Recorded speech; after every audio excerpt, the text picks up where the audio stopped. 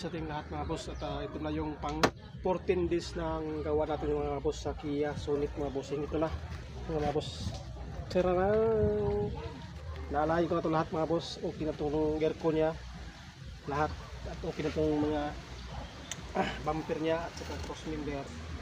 Ngayon mga boss ay ikakabit ko na yung bumper mga boss na inayos ko. Nilagyan ko lang muna mga boss ng pero matibay naman yun mga bossing. Tingnan natin kasi sa papak natin dito, itong dito mga boss ayun ito lahat, at naalayan natin mga bossing. Ito na yung natin dito tayo. Yan mga boss, ito na yung bumper na inayos natin mga bossing, at papakita ko sa inyo mga boss kung napalik ba natin sa dati yung yung turma. Yan mga boss, videoan mo.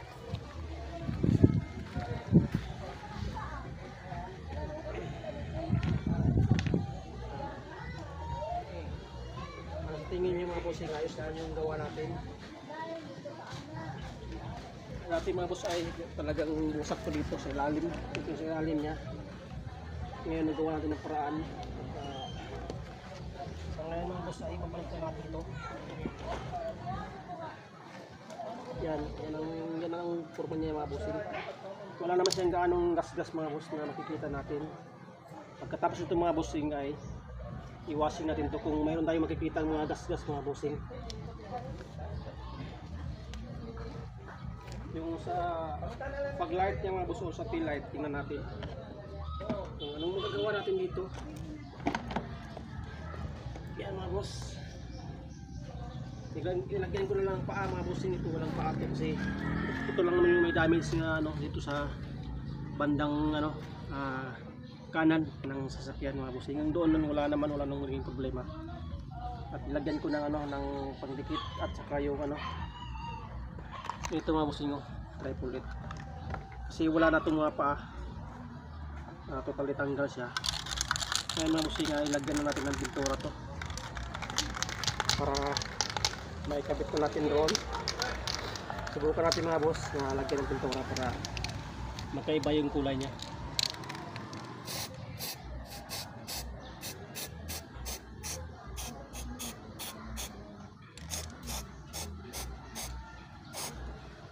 Yan mga boss, okay ba? Okay na mga boss, ha?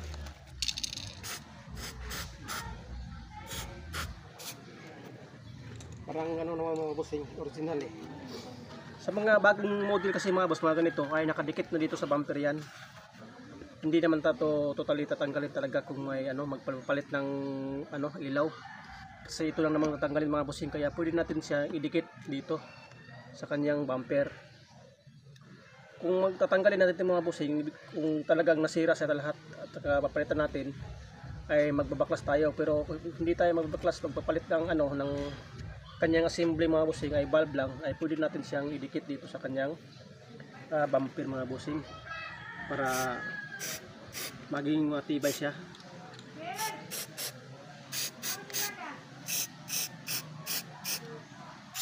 Yan mga boss, at papatayuin lang natin yan at ibinturan natin ulit para dikit ang kanyang pintura mga boss. Maya maya mga bossing ay ipabalik na natin doon sa kanyang body.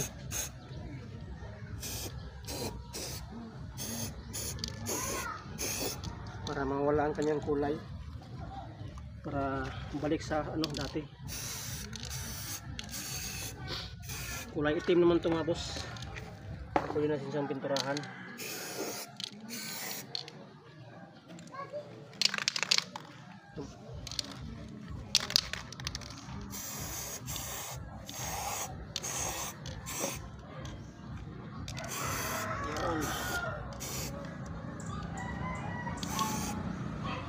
Dito na naman mga boss, at madali na naman ito ilagay mga bossing. At ang una natin gagawin mga boss ay kakabit natin yung headlight. Kakabit mga boss ay pinturahan ko muna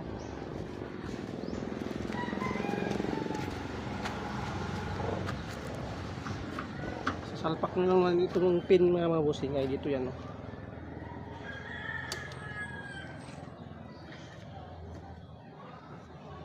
natin.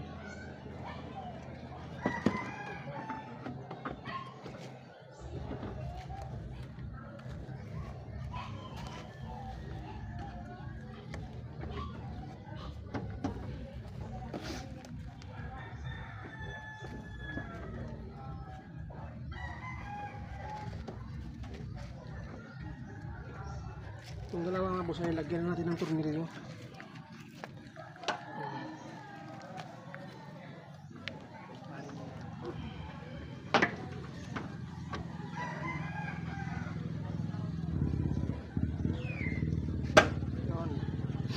Yan mga boss, yan na yan. Lagyan na natin ng tornilyo kasi magkakalayo na yan mga bossing. Tornilyo sa dang underpin.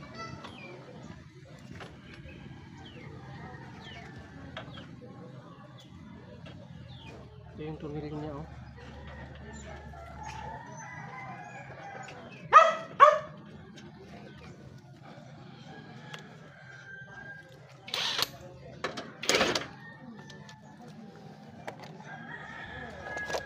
Yung mga boss ay lilinisin ko lang muna yan at bago ikabit yung bumper mga boss. Nilalaan ko muna to kasi hindi papasok yung bumper mga boss pag hindi ito nauna yung headlight.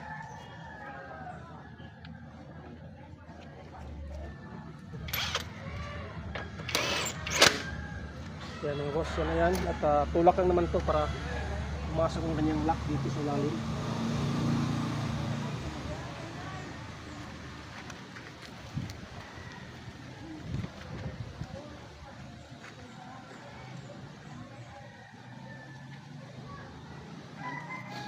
Tapos ipasok natin yung kabila.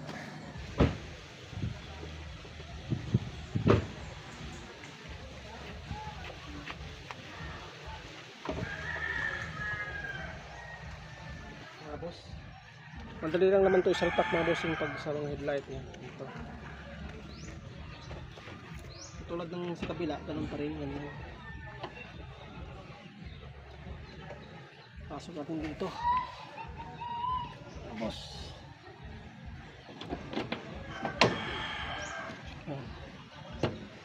Yan boss, mabilis lang at mayroon na siyang headlight.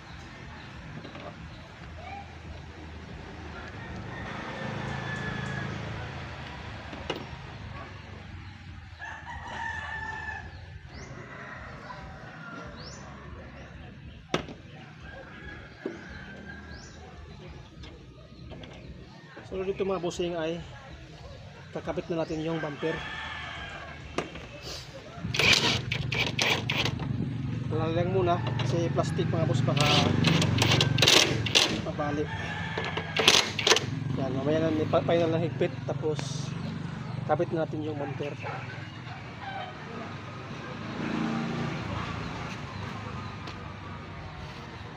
Kaya boss, ayan mga boss, ikabit na natin doon sa kanyang body. Kasi ito yun naman yung pintura na ilatin natin doon sana sa inayos natin yung bumper. Yan o.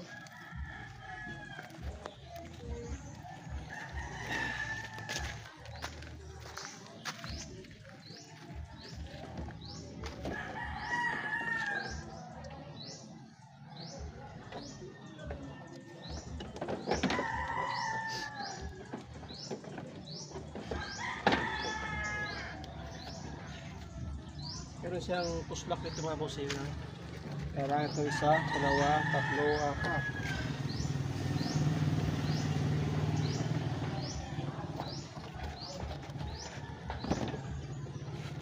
Ayan. Ayan mga boss.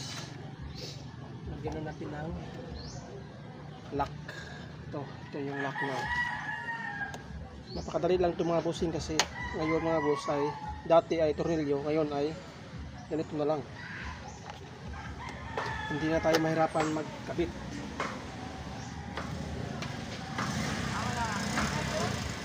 Diba boss, napakadali magkabit ng mga ganitong model na sasakyan mga boss pagdating dito sa mga bumper nya kasi tatanggalin mo yan buo at ibalik mo yan mga boss buo rin para mabilis ang inyong pagkabit Dito naman mga boss ay dito yung ano niya.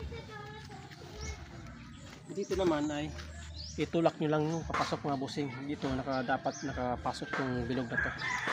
Subukan natin mga boss kung papasok siya.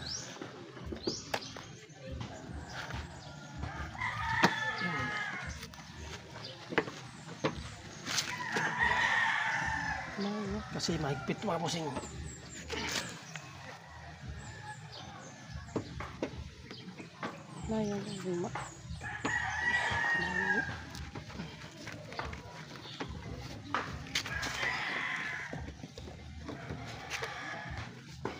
Yan. Kailangan mga boss makapasok dyan.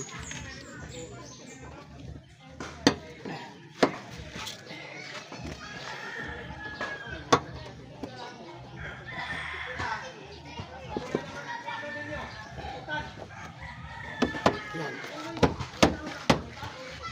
Yan o. Ito mga boss, ganyan lang yan kasi may cover pa yan dyan o. Ang importante mga boss, yung bilog dito na lock nya ay nakapasok. Yan.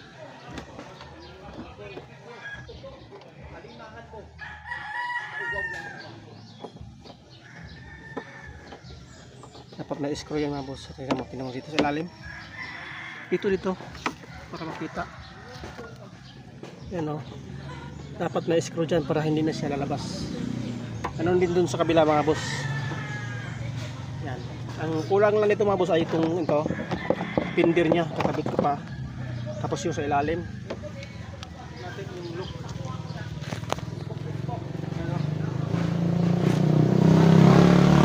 Yan ang lock nya ngayon mga boss. Parang original din.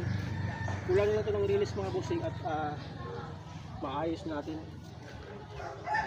Pintuan natin to dito.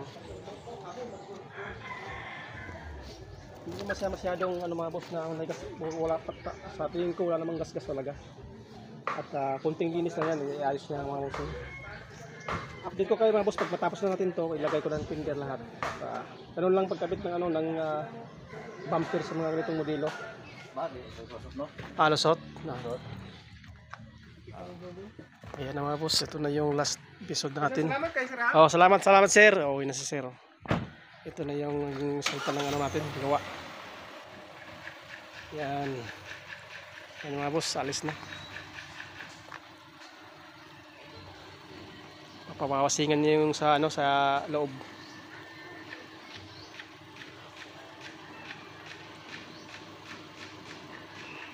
Yan mas tingin niyo mga bossing oh.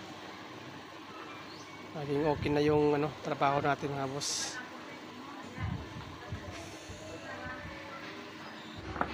Yan. Ayos na. Okay sir, bante.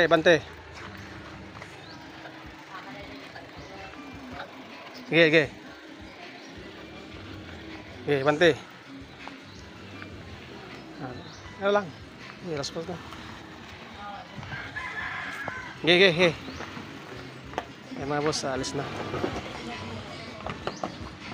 Thank you sir. Oh. Ano mga boss, okay na.